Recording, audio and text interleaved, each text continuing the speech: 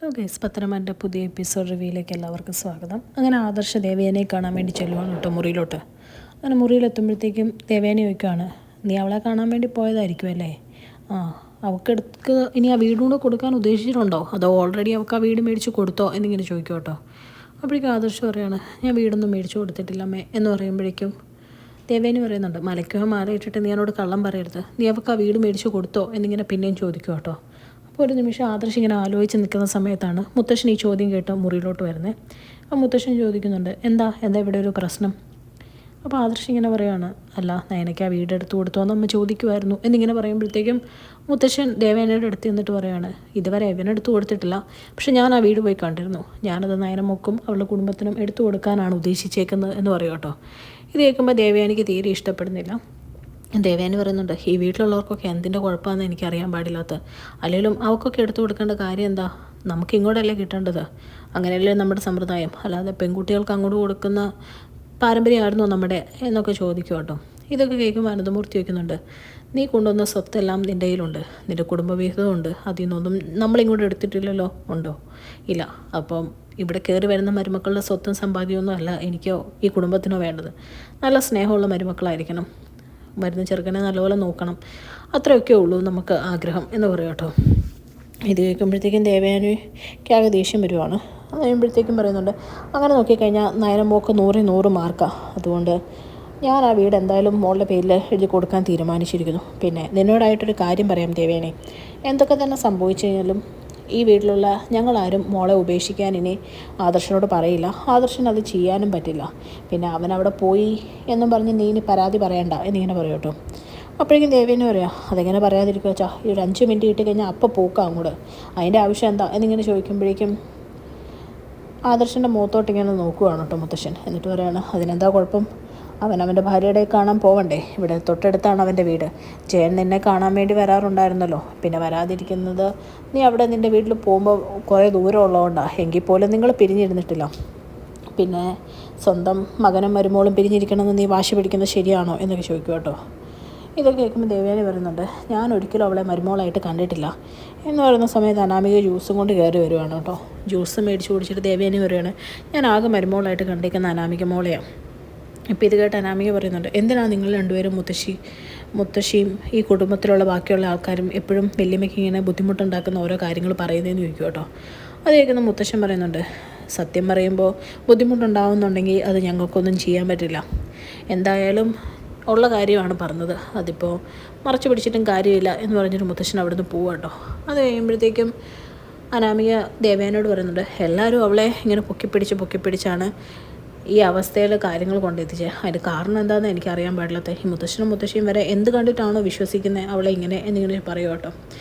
ഇത് കേട്ട് കഴിയുമ്പോഴേക്കും ആദർശവരാണ്, നീ നയനേനെ കുറ്റപ്പെടുത്തൊന്നും വേണ്ട, അവൾ ആർക്കൂടെ കൈവശം കൊടുത്ത് ഒന്നും ചെയ്യുന്ന ആളല്ല, പിന്നെ കൈവശത്തിൽ വീഴുന്ന ഒരു സ്വഭാവമല്ല എൻ്റെ മുത്തശ്ശനും മുത്തശ്ശിക്കും ഉള്ളത്, അത്രയ്ക്ക് മണ്ടനോ മണ്ടിയോ അല്ല അവർ, അതുകൊണ്ട് അവരെ കൂട്ടി കൂടുതൽ നീ വിമർശിക്കേണ്ട എന്ന് പറയും കേട്ടോ. അത് കഴിയുമ്പോഴത്തേക്ക് അടി കിട്ടിയ പോലെ ഇരിക്കുകയാണ് അനാമിക. അത് കഴിയുമ്പോഴേക്കും ദേവേനെ പറയുന്നുണ്ട്, ഞാനൊന്ന് എഴുന്നേറ്റ് നടക്കാറാവട്ടെ മോളെ, ഞാൻ ബാക്കി കാര്യങ്ങൾ തീരുമാനിച്ചോളാം, മോളിപ്പോൾ സമാധാനമായിട്ടിരിക്കുക എന്നൊക്കെ പറയുവാണ്. പിന്നെ കാണിക്കുന്ന നവ്യനെയാണ്. നവ്യ അബിക്കൊരു വോയിസ് മെസ്സേജ് അയക്കും കേട്ടോ, വരുമ്പോൾ നീ എനിക്കൊരു മോതിരം മേടിച്ചിട്ട് വരണം, 2 പവൻ്റെ സ്വർണ്ണ മോതിരം എന്ന് പറയും കേട്ടോ. ഇത് കേൾക്കുന്ന അബി തിരിച്ച് റിപ്ലൈ ഇടുവാണ്, 2 പവൻ്റെയോ, നിനക്ക് ഞാനൊരു സാധനം മേടിച്ചുകൊണ്ട് വരുവല്ല, മോതിരം സ്വർണ്ണം ആക്കുന്നത് എന്തിനാ, ഡയമണ്ട് ആക്കാടി എന്നിങ്ങനെ കളിയാക്കി വയ്ക്കും കേട്ടോ. ഇത് കേൾക്കുന്ന നവ്യയ്ക്ക് നല്ല ദേഷ്യം വരുവാണ്. അപ്പം നവ്യ ആ എടുത്ത വീഡിയോ നേരെ അബിക്ക് അയക്കുവാണ് കേട്ടോ. ഇത് കാണുമ്പോഴേക്കും അബി ആകെ ഞെട്ടി പേടിച്ചിട്ട് വിളിക്കുവാണ്. എന്നിട്ട് പറയാം, ഇത് പ്രശ്നമൊന്നും ആക്കരുത്, ഞാൻ മോതിരം മേടിച്ച് തരാം, പക്ഷേ ഇച്ചിരി തൂക്കം കുറച്ചാലോ എന്നിങ്ങനെ ചോദിക്കുമ്പോഴേക്കും നവ്യ പറയുന്നുണ്ട്, ഒരു തൂക്കവും കുറയ്ക്കുന്നില്ല, നീ മലയ്ക്ക് മാലയിട്ടേക്കുന്ന സ്വാമിയല്ലേ, എന്നിട്ട് നിനക്ക് ഇത്രയും വലിയ തെറ്റ് ചെയ്യാമെങ്കിൽ തൂക്കം കുറയ്ക്കേണ്ട ഒരു കാര്യമില്ല എന്ന് പറയും കേട്ടോ. അപ്പോഴത്തേക്ക് അബിക്ക് ദേഷ്യം വന്നിട്ട് പറയുന്നുണ്ട്, നീ സന്ദർഭം മുതലെടുക്കാൻ നോക്കുക അല്ലേടി എന്ന് ചോദിക്കുമ്പോഴേക്കും, എന്ത് വേണേലും കരുതിക്കോ, നീ ഇന്ന് സ്വർണ്ണ മോതിരം കൊണ്ട് വന്നില്ലേ, ഞാനിതിവിടെയുള്ള എല്ലാവരെയും കാണിക്കും എന്ന് പറയും കേട്ടോ. പിന്നെ കാണിക്കുന്നത് രേവതിനെയാണ്. രേവതി അനാമികനെ വിളിക്കുവാണ് കേട്ടോ. വിളിച്ചിങ്ങനെ സംസാരിക്കാൻ നേരത്ത് അനാമിക പറയുന്നുണ്ട്, എനിക്കിതൊന്നും ശീലമില്ലാത്തതാണ്, അവരെ നോക്കി ഞാൻ മടുത്തു, കാര്യം പറഞ്ഞു കഴിഞ്ഞാൽ വലിയ പണിയൊന്നുമില്ല, എന്നാലും എനിക്കിതൊന്നും ശീലമില്ലല്ലോ അമ്മേ എന്ന് പറയുമ്പോൾ രേവതി പറയുന്നുണ്ട്, സാരമില്ല മോളെ, അങ്ങ് ചെയ്യുക, എന്തായാലും നിനക്ക് ഗുണമുണ്ടാവും അവർ എഴുന്നേറ്റ് നടക്കുമ്പോൾ, അതൊന്നോർത്ത് മാത്രം ഞാൻ ഇതെല്ലാം സഹിക്കുന്നത് എന്നിങ്ങനെ പറയും കേട്ടോ. ഇത് കേട്ടോണ്ട് ദേവയാനി ഇങ്ങ് വരുവാണ്. അപ്പോഴത്തേക്കും പെട്ടെന്ന് ഫോൺ കട്ട് ചെയ്യുവാണ് കേട്ടോ. എന്നിട്ട് ദേവേനെ ചോദിക്കുന്നുണ്ട്, മോൾ ആരെ സഹിക്കുന്ന കാര്യമാണ് പറഞ്ഞേ, അമ്മേനെയായിരുന്നു വിളിച്ച് എന്നിങ്ങനെ ചോദിക്കുമ്പോഴത്തേക്കും പെട്ടെന്ന് അനാമിക എക്സ്പ്രഷനൊക്കെ മാറ്റിയിട്ട് പറയുകയാണ്, ഓ ഇവിടെ എന്നെ സ്നേഹിക്കാത്ത ഒരു ഹസ്ബൻഡ് ഉണ്ടല്ലോ അവനെപ്പറ്റി പറയുമായിരുന്നു. എല്ലാം ഞാൻ സഹിച്ചും ക്ഷമിച്ചും ഇവിടെ നിൽക്കുന്നത് വലിയമ്മ ഉള്ളതുകൊണ്ട് മാത്രമാണ്, അല്ലെങ്കിൽ ഞാനിവിടെ നിന്ന് പണ്ടേക്ക് വേണ്ടേ ഇറങ്ങി പോകുമായിരുന്നു എന്ന് പറയുമായിരുന്നു അമ്മയോട് എന്ന് പറയും കേട്ടോ. ഇത് കഴിഞ്ഞ് ദേവേനെ പറയുകയാണ്, എൻ്റെ മോളെ ഞാൻ നിന്നെ സ്വന്തം മോളായിട്ടാണ് കാണുന്നത്, നിനക്കൊരു പ്രശ്നം ഉണ്ടാവില്ല, എല്ലാം ഒന്ന് മാറട്ടെ, ഞാൻ നിങ്ങളുടെ കാര്യത്തിൽ തീരുമാനം ഉണ്ടാക്കും, വിഷമിക്കൊന്നും വേണ്ട നീയും, പിന്നെ നീ ഇവിടെ ബോറടിച്ചിരിക്കേണ്ട ഒന്നും വരുകയില്ല എന്നിങ്ങനെ പറയും കേട്ടോ. ഇതൊക്കെ കേൾക്കുമ്പോഴത്തേക്കും ശരി വല്ലമ്മേ എന്നൊക്കെ പറഞ്ഞ് അവിടെ നിന്ന് അങ്ങ് പോവുകയാണ്. പിന്നെ കാണിക്കുന്ന നവ്യേനെയാണ് കേട്ടോ. നവ്യയ്ക്ക് ജ്യൂസായിട്ട് ജലജ വരുമ്പോഴത്തേക്കും നവ്യ ചോദിക്കുന്നുണ്ട്, ഇതെന്ത് ജ്യൂസാണ്? അപ്പോഴേക്കും ജലജ ചോദിക്കുന്നുണ്ട്, ജ്യൂസ് നിനക്ക് കൊണ്ടു തന്നാൽ പോരെ, ഇനി അത് എന്ത് ടൈപ്പാണെന്നും കൂടെ പറഞ്ഞാലേ നീ കുടിക്കുള്ളൂ എന്നിങ്ങനെ ചോദിക്കും കേട്ടോ. ഇത് കേൾക്കുമ്പോഴത്തേക്കും നമ്മുടെ നവ്യ പറയുന്നുണ്ട്, നിങ്ങളായതുകൊണ്ട് വിശ്വസിക്കാൻ പറ്റില്ല, ഇതിൽ വല്ലതും കലക്കിയിട്ടുണ്ടോ എന്നിങ്ങനെ ചോദിക്കും കേട്ടോ. അപ്പോഴത്തേക്കും ജലജയോട് നവ്യ ഈ പറയുന്നൊന്നും ഇഷ്ടപ്പെടാതെ ജലജ പറയാണ്, അങ്ങനെ നിനക്ക് തോന്നുന്നുണ്ടെങ്കിൽ നീ കുടിക്കണ്ടടി, നീ നന്നേക്കാം, അത് കൊണ്ടാക്കി കൊടുക്കുകയും വേണം, 100 കുറ്റങ്ങളുവാ എന്നിങ്ങനെ പറയും കേട്ടോ. അപ്പോഴത്തേക്കും നമ്പി പറയാണ്, നിങ്ങൾ ഒത്തിരി ചാടുമൊന്നും വേണ്ട, ഇങ്ങത്താ എന്ന് പറഞ്ഞത് മേടിച്ച് കുടിക്കുക കേട്ടോ. അങ്ങനെ കുടിച്ചുകൊണ്ടിരിക്കുന്ന സമയത്ത് അബി അങ്ങ് വരുവാണ്. അബി അങ്ങ് വരുമ്പോഴത്തേക്കും നബി ചാടി എഴുന്നേക്കുവാണ് കേട്ടോ. എന്നിട്ട് അബിയുടെ കയ്യിൽ പാക്കറ്റ് ഉണ്ടോ എന്ന് നോക്കുവാണ്. അപ്പോൾ പാഴ്സൽ കാണുവാണ് കേട്ടോ. അപ്പം ജലജനെയൊക്കെ തള്ളി മാറ്റി അത് മേടിക്കുവാണ്. എന്നിട്ട് ചോദിക്കുവാണ്, ഇത് 2 പവൻ തന്നെ ഇല്ലയെന്ന് ചോദിക്കുമ്പോഴത്തേക്കും ജലജ ഇങ്ങനെ അന്തം വിട്ട് നിൽക്കുക കേട്ടോ. ഇത് കണ്ടുകൊണ്ട് അനാമിക അങ്ങ് വരുവാണ്. അനാമികയ്ക്ക് തീരെ സഹിക്കാൻ പറ്റുന്നില്ല കേട്ടോ, കുശുമ്പ് അസൂയം കാരണം അനാമിക ഇങ്ങനെ നിൽക്കുവാണ്. അപ്പോൾ ജലജ ഇങ്ങനെ അബിയനെ അന്തം വിട്ടോരെ നോക്കിയിട്ട് ചോദിക്കുക, 2 പവനോ? ഇതന്നെ ഇവിടെ ബർത്ത്ഡേ വല്ലതും ആണോ ഇത് മേടിച്ചു കൊടുക്കാൻ? അല്ലെങ്കിൽ നിൻ്റെ ക്രെഡിറ്റ് കാർഡിൽ എത്ര ബാധ്യതയുണ്ട്, അപ്പോൾ ഇവക്കിതിപ്പോൾ മേടിച്ചു കൊടുക്കേണ്ട ആവശ്യം എന്താ എന്നിങ്ങനെ ചോദിക്കുക കേട്ടോ.